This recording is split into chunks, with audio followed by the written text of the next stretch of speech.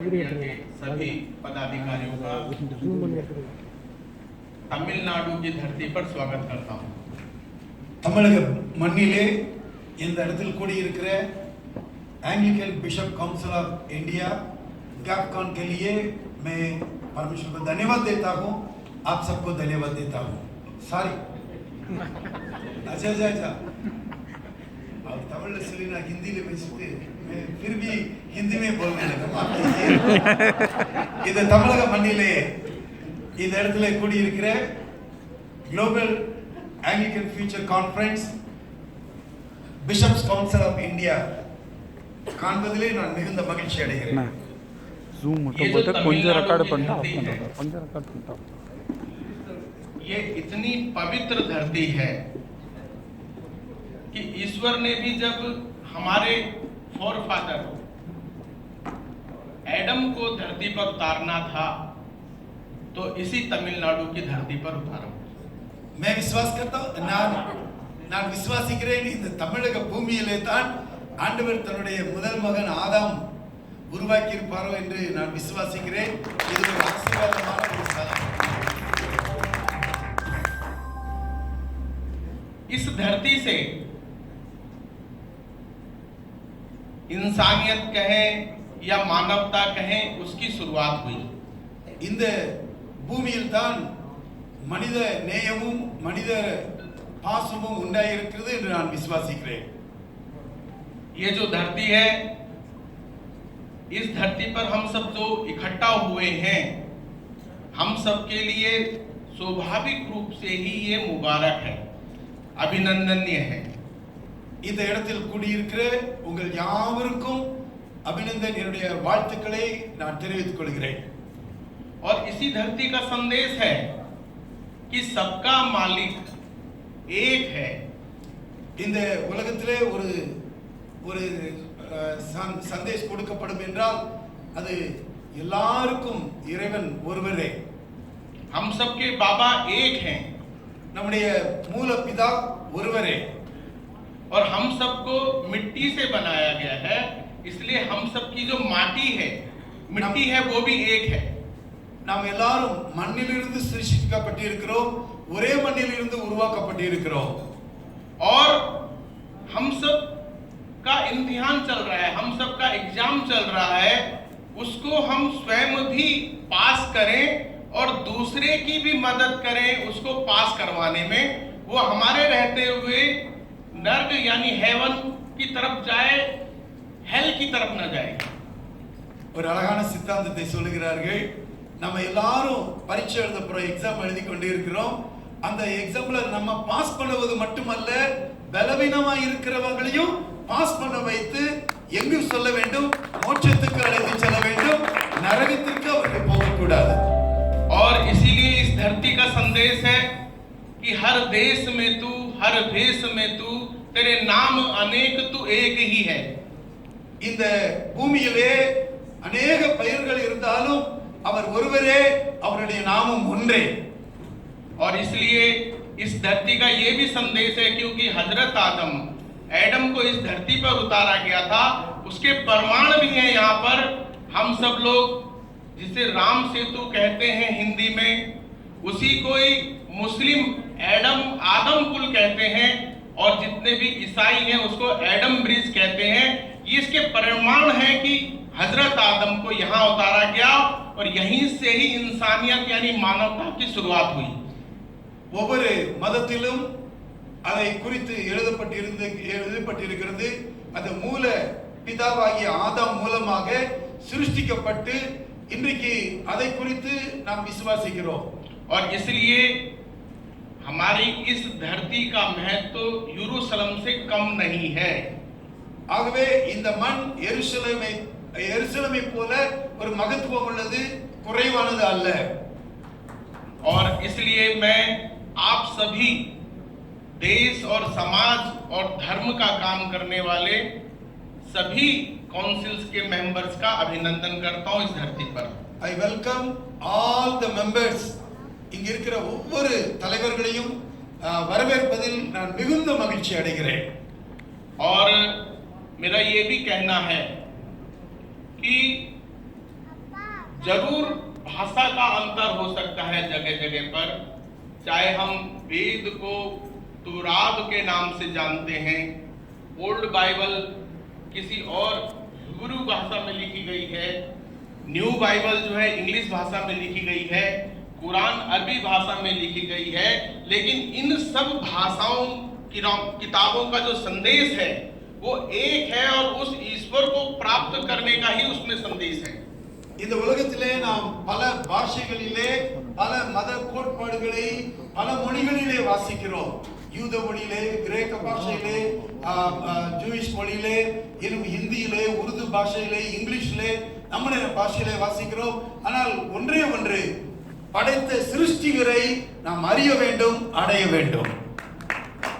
और इसी प्रकार से हम सब भारतीयों के लिए भी आजादी के बाद ही, हम आजादी का 75वां वर्ष मना रहे हैं जिसे हम अमृत महोत्सव भी बोल रहे हैं, हम आजादी के बाद अपने संविधान, जिसके कारण से जिस संविधान, हमारे ऊपर कोई व्यक्ति राज नहीं करता, हमारे ऊपर राज किसका है? संविधान का राज है, हमारे जो कॉन्स्टिट्यूशन है उसका राज हमारे ऊपर है।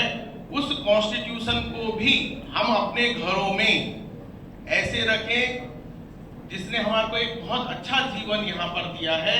उस कॉन्स्टिट्यूशन को हम इस तरीके से रखें जैसे हम अपने वेदों को रखते हैं, अपनी बाइबल को रखते हैं, अपने गुरु ग्रंथ साहब को रखते हैं, या गीता, भगवत गीता को रखते हैं। इसी प्रकार से हम सब लोग अपने घरों में अपनी अपनी भाषा में जिस भाषा को हम समझते हैं उस भाषा के अंदर कॉन्स्टिट्यूशन को भी रखना शुरू करें। இந்த பாரத தேசத்தில் 75 வருடங்கள் நம்முடைய சுதந்திர பாரத தேசத்தை நாம் அனுபவித்துக் கொண்டிருக்கிறோம். இந்த பாரத தேசத்தில் அநேக பாஷைகள் உண்டு, அநேக மத கோட்பாடுகள் உண்டு. ஆனால் எல்லாவற்றையும் அனுபவிக்க அந்தந்த பாஷைக்காரர்களுக்கும் அந்தந்த மத இணக்கம் உள்ளவர்களுக்கு ஒரு சுதந்திரத்தை நம்முடைய நாடு கொடுத்திருக்கிறது. आज की ये धरती ही पवित्र नहीं है जहाँ से मानवता की शुरुआत हुई। आज का दिन भी बहुत पवित्र है क्योंकि आज विजयदशमी है। இந்த நாள் கூட ஒரு பரிசுத்தமான நாள். இன்னைக்கு अनेகர் இதை கொண்டாடி வருகிறார்கள். நம்முடைய தேசத்திலும் கூட आज भी बुराई की हार हुई थी और अच्छाई की जीत हुई थी। இந்த நாளிலும் கொடுமையானது அழிக்கப்பட்டு நலமானது ஸ்தாபிக்கப்பட்ட ஒரு நாள் என்று நினைத்து கொண்டாடுகிற ஒரு நாள். आज के ही दिन हमारे देश के राष्ट्रपति एपीजे अब्दुल कलाम का भी जन्म हुआ था और वहां हुआ था जहां हजरत आदम आए थे। இந்த நாள் நம்முடைய முன்னாள் ராஷ்டிரபதி ஏபி அப்துல் ராமேஸ்வரம் அவர்களுடைய பிறந்த நாள். அதுவும் எந்த இடத்துல பிறந்திருக்கிறார்? இந்த ராமேஸ்வரம் பகுதியிலே, இந்த தமிழ்நாட்டிலே பிறந்திருக்கிறார். आज भी जो हमारे हजरत आदम को कहें या एडम को कहें, जो भी शिक्षाएं ईश्वर ने सीधा दी थी, बाकी सब जितने भी प्रॉफिट आए उन सबको कहीं ना कहीं जो संदेश पहुंचाया वो फरिश्तों ने पहुंचाया। लेकिन हजरत आदम को, हमारे जो सबसे पहले पिता हैं, उनको अगर कोई हिदायतें दी, उनको कोई डायरेक्शन दी तो वो खुदा ने सीधा दी थी, ईश्वर ने सीधा दी थी। ऐसी ही धरती पर हम लोग उपस्थित हैं। इसके लिए भी आप सब लोग जो है आज के दिन में आप सबका मैं अभिनंदन करता हूं। நான் ஆண்டவருக்கு நன்றி செலுத்துகிறேன். பரிசுத்த வேதாகமத்தில் எழுதினபடி ஆண்டவர் நம்முடைய மூத்த பிதாவாகிய ஆதாம் அவரை படைத்த பொழுது அவருக்கு இடையிலே எந்தவித தீர்க்கதரிசி கிடையாது. ஆண்டவரே வந்து டைரக்ட் லிங்க் வித் காட், கர்த்தரிடத்திலே ஒரு நேரடியான ஒரு தொழுகை நடத்தி அவரோடு கூட ஒரு ஐக்கியத்தை வைத்திருந்தார். அப்படிப்பட்ட பூமியிலே நாம் வாழ்ந்து கொண்டிருக்கிறோம். इसलिए भारत के लोगों के बीच में, क्योंकि हमारे सबसे पहले पिता एडम को उतारा गया था, इसलिए जो उनको डायरेक्शन खुदा ने दी थी वो भारत के लोगों ने अपने व्यवहार में, अपने चरित्र में उनको छोड़ा ही नहीं। आज तक भी वो सब चीजें उनके जीवन में, उनके चरित्र में, उनके व्यवहार में बनी हुई हैं। இன்றைக்கும் வேதத்தில் சொல்லப்பட்ட அந்த ஆதாம் வழி வம்சத்தில் வந்த அந்த கோட்பாடுகளை நம்முடைய நாட்டிலும் அதை நாம் கடைபிடித்துக் கொண்டிருக்கிறோம். इसलिए ये धरती भी पवित्र है, आप सब लोगों के आने से और अधिक पवित्र हुई है, और ये दिन भी पवित्र है। आज के ही दिन भारत के लोग संगठित हों, सब मिलकर के अपने देश को और पूरे विश्व को धर्म की जय कराने के लिए, अधर्म का नाश कराने के लिए, प्राणियों में सद्भावना और विश्व का कल्याण करने के लिए संगठित होने का काम उन्होंने किया था। ऐसे ही अवसर पर राष्ट्रीय स्वयंसेवक संघ की भी स्थापना हुई थी आज के ही दिन। இந்த நாள் ஒரு பரிசுத்தமான நாள், பரிசுத்தவான்களாக நாம் கூடியிருக்கிறோம். எப்படியாக வேதத்தில் கடவுள் வைத்திருக்கிறாரோ அதே போல மனித குலத்தையும் பிராணிகளையும் ஜீவ ஜந்துகளையும் படைத்த தேவன் எதை விரும்புகிறாரோ அதை செய்யும்படியாக ராஷ்டிரிய स्वयंसेवक संघ आरएसएस இயக்கத்தை ஆண்டவர் கொடுத்திருந்தார். अब हम सब लोग अपने अपने क्षेत्रों में पहले काम करते रहे, एक दूसरे से अनजान रह करके काम करते रहे, देश के विकास करने का काम हम लगातार करते रहे, हर एक को ईश्वर में आस्थावान बनाने का काम हम लगभग अलग अलग करते रहे। लेकिन आज से एक नई शुरुआत करेंगे, सब मिल करके देश को दोबारा से विश्व गुरु के रास्ते पर बढ़ाएंगे। நாம் தனித்தனியாக தனித்தனி விசுவாசத்தோடு தனித்தனி இயக்கங்களாக செயல்பட்டு கொண்டிருந்தோம். ஆனால் இன்றிலிருந்து அனைவரும் இணைந்து ஒரு புதிய பாதையை நாம் செல்லும்படியாக நான் வாஞ்சிக்கிறேன், நான் அழைக்கிறேன். और एक नई शुरुआत के लिए मैं आप सबका अभिनंदन करता हूं। இந்த புதிய ஆரம்பத்திற்காக நான் உங்களை அழைக்கிறேன், நான் உங்களை வரவேற்கிறேன். मैं इस बात का बहुत हामी हूं जो कहीं ना कहीं बाइबल में कहा गया है कि सब एक है, सब ईश्वर की तरफ बढ़ें।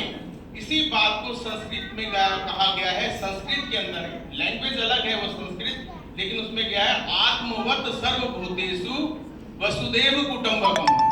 सारे के सारे मानव मात्र ही नहीं, जिनके अंदर जीवन है, ऊपर वाले ने उनके अंदर जीवन डाला है, वो आत्मवत, उनको अपनी आत्मा की तरह, अपनी तरह समझना, और सारा का सारा जो विश्व है वो मेरा क्या है, परिवार है। ये भाव जो है हम सब लोगों के बीच में दोबारा से जागृत हो। வேதங்களிலே எழுதப்பட்டிருக்கிறது, ஒரே ஆண்டவன் நம்ம எல்லாரையும் படைத்திருக்கிறார்.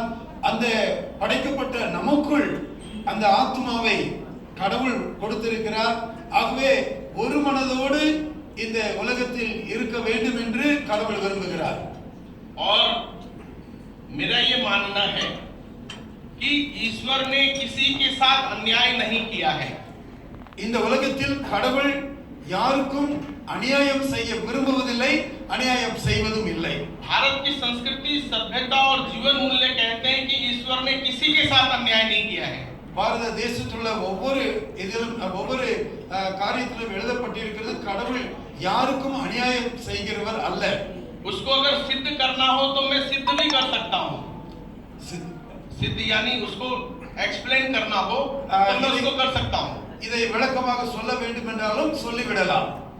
आप सब लोग जानते हैं कि हमारे पूरे जीवन भर में जो अनाज खाते हैं, रोटी कपड़ा मकान की लोग लगभग बात करते हैं, तो जितना हम अनाज खाते हैं पूरी जिंदगी भर में, वो लगभग 18 बोरी से लेकर के 22 बोरी तक अनाज हम खा पाते हैं पूरी जिंदगी भर। बोरी।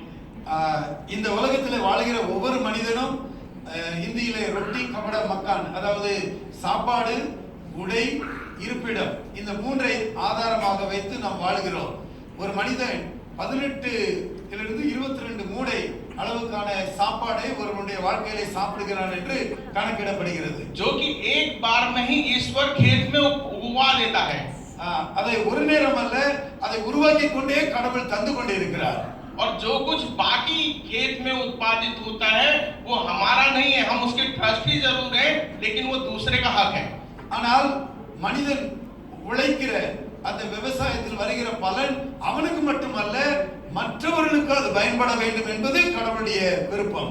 हमें जगह कितनी चाहिए? मैं जब खड़ा हूँ तो मेरे पंजों के नीचे जो जगह है वो उतनी मुझे चाहिए। जब मैं बैठूंगा तो जितनी जगह आपको मिल रखी है इस समय बैठने की, उतनी जगह हमारे को चाहिए।